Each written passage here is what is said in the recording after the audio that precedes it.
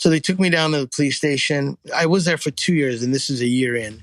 And I'm like, oh, I'm fucked. There's no way I'm going to get out of this. They're going to take all my gear. And at that point, I got to figure out a way of getting back home to the States.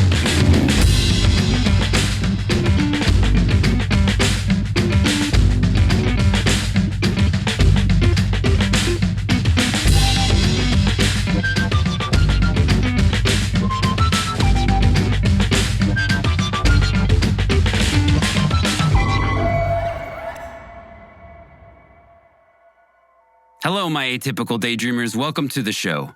My guest today is Manny Nieto. He's a studio owner, record producer, and microphone wizard. But he's also an explorer, tracker, archivist.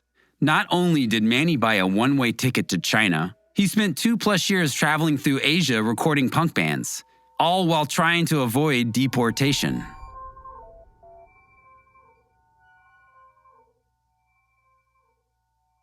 I used to buy and sell vintage gear for a living. Before it became cool, I literally would drive all the way up the coast to buy vintage and rare guitar pedals, and that's how I made a living. In the late 90s, I started building recording studios and making my own records. Somewhere around 2011, after I've already made thousands of records, I decided to leave the country. I just kind of got fed up with LA, a little jaded, not really happy. And I wanted to know what it was like, because living in LA, you're in the Mecca, like living in Berlin or somewhere. You get all the best bands, you get all the best music, the best food. It's a cultural center. It's a melting pot of different cultures. So being in LA, I was getting the best of the best, but I felt like people that were the best were not appreciative of that. Part of my journey was not living in Honolulu, but I lived in a hotel in Honolulu for like 2 years. And I would record all the punk bands on the island. So that was exotic and crazy as that goes. So I got a taste of what it's like to fly somewhere and not know anyone, and then you just start recording all the local musicians. So when my friend told me that he had heard about some bands in China, I was really fascinated because social media at the time, we're talking like 15 years ago, social media didn't permit me to see what was going on there. I'd had to like find an email or find a blogger, or someone had to tell me, oh yeah, there's some great bands in Beijing. So as I researched China, I found out there was a main center for punk and avant-garde bands in Beijing. Then I found out there were some punk bands in Shanghai, Hong Kong, and then Chengdu, China. In my studio at the time, there was this microphone that said, I know this sounds dumb now, but it said made in China. But at the time, it had the wave of manufacturing hadn't yet taken over the world, where China was the epicenter of getting things. So I got this microphone, called the company, and it was ironic. I think it was somewhere in Europe. The company was located. And I said, listen, I want to go to China. Does this microphone company have a factory there that I could possibly work out a deal where I could fly to the factory, pick up all their microphones and record Chinese bands? And obviously it'd be a Chinese-made company. And they said, yeah, there's a guy named Sui. Here's his number. He has a factory in Shanghai. They put me in contact. I spoke with this woman named Angel who connected me with Sui. And I said, listen, I'm going to buy a one-way ticket into Shanghai. And then I want to travel from Shanghai to Beijing to Hong Kong to Chengdu and travel around China and record bands. Would you be able to donate microphones for that? And then I come to find out I wouldn't be able to travel around China unless they gave me a written document that permitted me that I was going to a factory to get some merchandise, and then I could travel around testing the merchandise, because musicians were looked down upon. And I couldn't say I was an artist going over there to record artists, because they would just kick me out of the country. So Sui agreed to give me a letter that would permit me to travel to China. Then I went down to the Chinese embassy, and when I went to get my visa, the lady asked me if I went into China, I wouldn't be able to leave. And if I did leave, I would never get back in because my visas wouldn't permit. And then she said, well, she knew someone at the embassy, and if I would pay, I think it was like $500, she would give me that visa that would give me, for 2 years, endless in and outs of China. And I realized the outliers. If I went into Shenzhen on the outskirts of China and traveled into Hong Kong, even though that's considered China, I would be leaving the country and not be able to come back in. So I kind of planned it out, was smart enough to get that visa. I flew into Taipei, and then in Taipei, when I was flying into China, their government took almost all my recording gear because I don't know why they just won't let me take it across into China. So I'm already like feeling like this is fucked. And, I finally flew into Shanghai, kind of half loaded up, lost a lot of my gear, but I knew that I'd get microphones from SE. So when I landed in Shanghai, limo picked me up and drove me out into somewhere into the wilderness to this looked like a Russian tank factory. They had all the machinery in there, probably from Russian and Chinese, and they were building their microphones in their SE. So Sui was really nice, the owner. He let me just pick all the microphones I wanted that I can fit in my backpack. And then after that point, I traveled around China for close to 2 years. I lived in off and on in Beijing for about 6 months. I lived off and on in Hong Kong for about 4 months. And then I lived off and on in Singapore for 2 years, flying back and forth to Hong Kong and Shanghai and Chengdu. And then I would like fly to Chengdu and record a band that had this house on a lotus pond, or I'd go to like Beijing and record bands in Cold War bunkers underneath the city. And there's no way to know where they are except you'd have to go into these apartment structures and there'd be these doors with tank marks going down into the earth. And I'd follow them down, and all the musicians lived in the bottom of the city. But they were all under the conditions that if there was a war or if some generals were flying in from Beijing, they would have to clear out the bunkers in case there's an attack. And the Chinese and the generals would go into the Cold War bunkers, and the musicians would have to leave.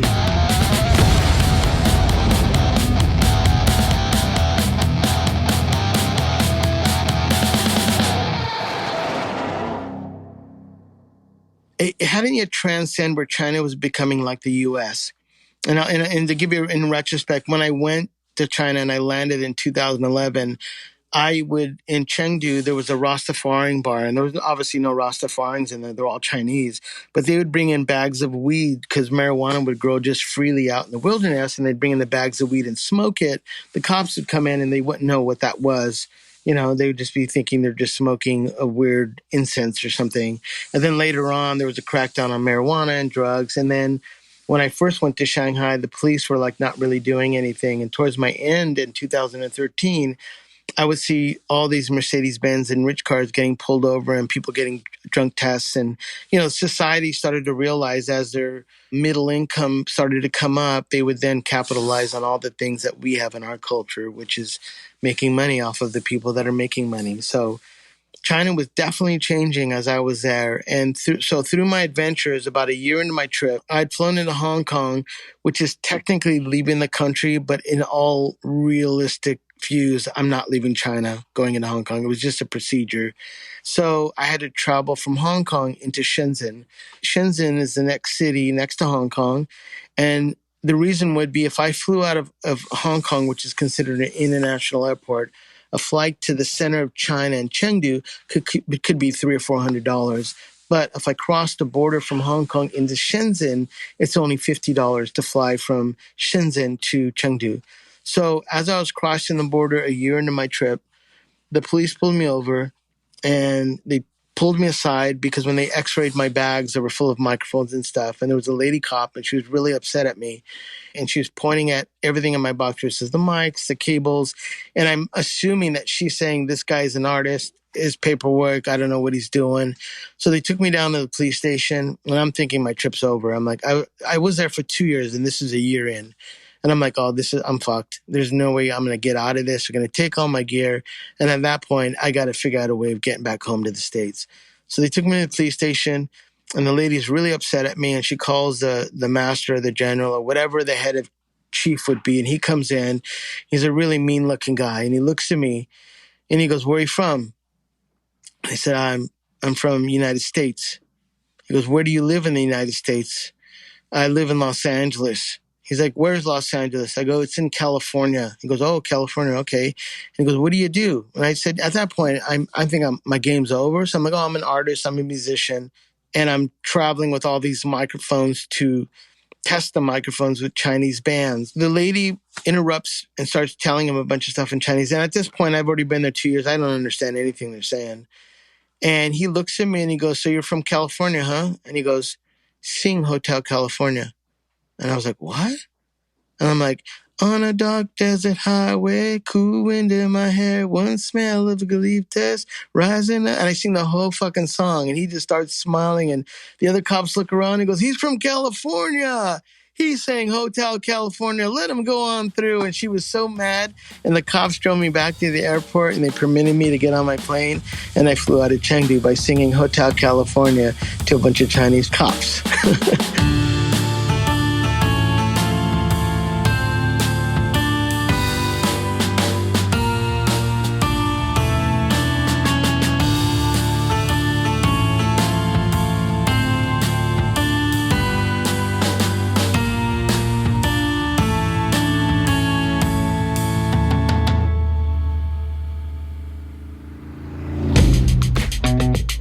Hey, Josh here. I love making this podcast, and I'd love to make it my full-time gig. Besides telling the stories, I'm basically a one-man band, and that takes time. If you're enjoying the podcast, please consider becoming a patron. You'll have access to loads of great bonus stories, and you'll have the satisfaction of knowing that you're supporting a truly independent podcast. Find the Patreon link in the show notes. And thanks. One of my favorite breakfasts in China was every morning I'd wake up. Doesn't matter if it was 10 below zero or it was hotter than F. You know, you'd walk out and there'd be a lady with a cart, and she had this round grill, and she would pour like a crepe batter on it. And then on top of the crepe batter, she would put 2 eggs or 1 egg on top. And then with a bamboo, kind of a spatula, break up the egg, spread the egg in a circle over the circle of crepe. Then she would flip it over. So now you're looking at the top of a crepe with the egg cooking in the bottom. And then they would put this black, almost like a Chinese bean paste, and they'd put a chili paste, onions and cilantro, and they'd put a square wonton on the top. Folded around it, it almost looked like a loaf, like a sandwich of a cube of bread because the wontons were square. And then she would crack it in half and give it to you. So when you bit into it, and oh my God, it's called Jian, and I found it in Los Angeles. There's a Chinese, like an epicenter of the Chinese down on Garvey and Monterey Park in Los Angeles. And I found a place that made Jian there, but it didn't taste like the Jian that I got on the street. So it's almost, you can say a comparison would be someone telling you that, oh, you think Taco Bell is good tacos, why don't you get some street tacos? Those are the real tacos. And, you know, there's people that are lined up getting all these taco stands here in LA to get really good tasting tacos. Well, Jian is the equivalent of that. And even the street food in China was absolutely amazing. When I would get the street food, and because I didn't know how to really get around, I would have to tell like, for instance, where my hotel was in Chengdu to where I recorded was a 2 taxi stop. So I would get on a taxi where the studio was, and I would say, take me to, and I had the name of the Rastafarian bar. They would know how to get me to the Rastafarian bar because the taxi guys don't have addresses. You have to tell them, take me to the 3rd bridge near the 4th, the university. And then they would drop you off at this iconic, like, symbol of a building or a school or a bridge. So I would take them, they would know how to get to that bar. Once I got to the bar, I would get the street food. And then because there was mystery meats of not knowing what the meats were, I would always they would have skewers with broccoli that was just tasted like steak. It was amazing. So whenever I arrived off my taxi, I would go get my steak broccoli, and then I would go into the Rastafarian bar, have drinks of, I don't know if I was really drinking tequila, but it said a tequila label. And that was another thing. You didn't know if you were drinking tequila or even cigarettes. Everything was just bootlegged over there, so you never knew. And so, yeah, I would eat the street food there. And I remember when I had first landed in Taipei, there was a band I was working with. I really loved them. They're called My Skin on Your Skin. And I remember when I first landed in China, they would take me down to this like local food area.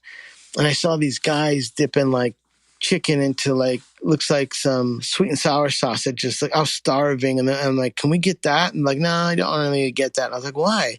And the girl's like, well, because that's dog's blood. I was like, whoa, my God, what? He's like, yeah. It's like, you know, it's not, they don't do that legally. It's not on the street. But if you're from Taipei and you want to get your favorite, like, chicken with its favorite sauce, it was like this dog's blood. They would like sweet and sour dog's blood, something like that.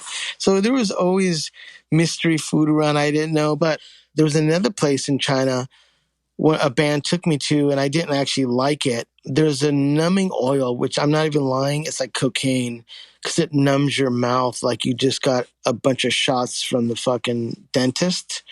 And they would put it on their fish. So if you got this hot fish, suddenly your mouth and your throat and your face would start numbing. I was like, what is going on here? And also you had to be careful too of the mystery stuff. I remember when I was in Beijing, there was all these restaurants and they had horses and donkeys outside. There'd be like like you go now and you see a chicken and there's like a circle and it says, Kentucky Fried Chicken. Well, they would have, I don't know what it said in Chinese, but it have a donkey's head. So I'd gone with a band and they had these that look like tortas, which is a version of a Mexican sandwich. And as I was sitting with the band to eat, I was like, what is that meat? And they're like, oh, it's donkey. Or it was lao or lo, which also means horse, but I think that one happened to be donkey. Or you go to McDonald's and their sign would have a coffee and a hot dog. And they'd be like, hey, breakfast for champions. I was like, what? I want a hot dog right now. I mean, I know when you live in LA, I know a lot of musicians that don't have money, they'll go get hot dogs at 10 in the morning from 7-Eleven. But my point was that there's no way I'm going to have a hot dog in China with a cup of coffee and be like, hey, let's start the day. I want to thank Manny for sharing his experience. Be sure to check out his Instagram and YouTube channel. Find both at Manny's Mic Locker. This podcast was created and produced by me, Josh Caldwell. Music by Visual Aid, my side music project. General support and copywriting by Miranda Caldwell. If you like the show, please follow, subscribe, rate, and review wherever you listen to podcasts. And if you'd like to financially support the show, check out my Patreon page. You'll have access to loads of great bonus stories. You can find the link in the show notes. Thank you for listening, and I hope you come back next week.